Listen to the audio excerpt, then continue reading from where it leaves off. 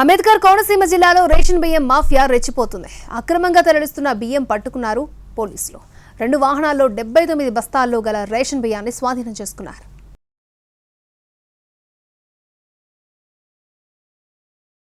ఎంతగా నిఘా పెట్టినా అడ్డాలపై దాడులు చేసి పట్టుకుంటున్న రేషన్ బియ్యం అక్రమ రవాణా మాత్రం ఆగడం లేదు.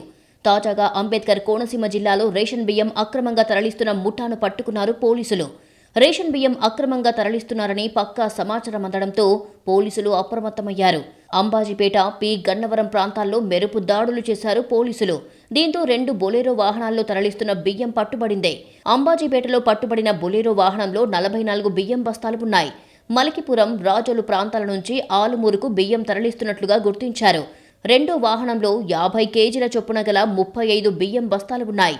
2 వాహనాల్లో కలిపి మొత్తం 79 బస్తాల్లో గల రేషన్ బియ్యాన్ని స్వాధీనం చేసుకున్నారు పోలీసులు.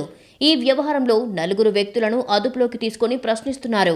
నిరుపేదల ఆకలి తీర్చడానికి ప్రభుత్వం అందజేస్తున్న బియ్యాన్ని ఇలా పక్కదారి పట్టించడంపై సర్వత్రా విస్మయం వ్యక్తమవుతుంది.